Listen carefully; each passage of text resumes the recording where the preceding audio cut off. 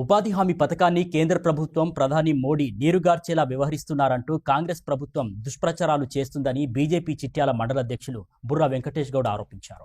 ఈ మేరకు చిట్యాల మండల కేంద్రంలో వారు మీడియాతో మాట్లాడారు. వికసిత్ భారత్లో భాగంగా చేసిన పనికి వారం రోజుల్లోనే డబ్బులు అకౌంట్లో పడేలా కేంద్రం చర్యలు చేపట్టిందన్నారు. ఈ యొక్క కాంగ్రెస్ పార్టీ కానీ కాంగ్రెస్ పార్టీ నాయకులు కానీ ఈరోజు కేంద్ర ప్రభుత్వం పైన మరియు ప్రధానమంత్రి నరేంద్ర మోడీ పైన ఈరోజు దుష్ప్రచారం చేస్తూ ఉన్నారు.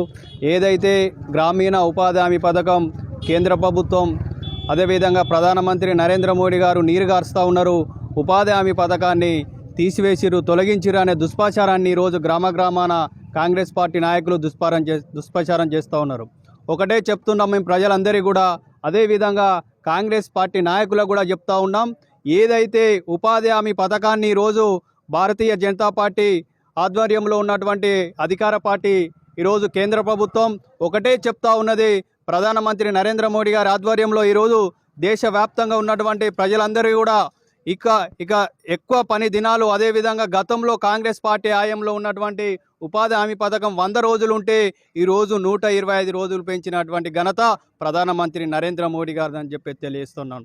అదేవిధంగా గతంలో పని దినాలు ఏదైతే మనం నిత్యం రోజువారీగా 100 రోజులు పనిచేస్తే నెల 3 నెలలు 4 నెలలు ఆ యొక్క చేసినటువంటి రూపాయలు రాక ఇబ్బంది పడిన పరిస్థితులు ఏర్పడ్డాయి. కానీ ఇప్పుడు ఒక్క వారంలోనే పైసలు పడే విధంగా ఏదైతే పని దినాలు చేసినటువంటి ప్రజలు ఉంటారో వారికి వెంటనే వారం రోజుల్లో వారి అకౌంట్లో పడే విధంగా ఈరోజు మార్పులు చేసి వికసిత్ భారత్లో భాగంగా విబి రామ్జీ అనే పేరు మార్చి ఈరోజు ప్రజలకు అందుబాటులో ఉండే విధంగా ఈరోజు ఉపాధి హామీ పథకాన్ని చేస్తున్నటువంటి ప్రధానమంత్రి నరేంద్ర మోడీ గారి పైన ఈరోజు కాంగ్రెస్ పార్టీ నాయకులు కానీ వివిధ వర్గాలకు చెందిన వారు కూడా ఈరోజు ప్రజల్లో దుష్ప్రచారం చేస్తూ కేంద్ర ప్రభుత్వం పైన బురద జల్లే విధంగా చేస్తూ ఉన్నారు.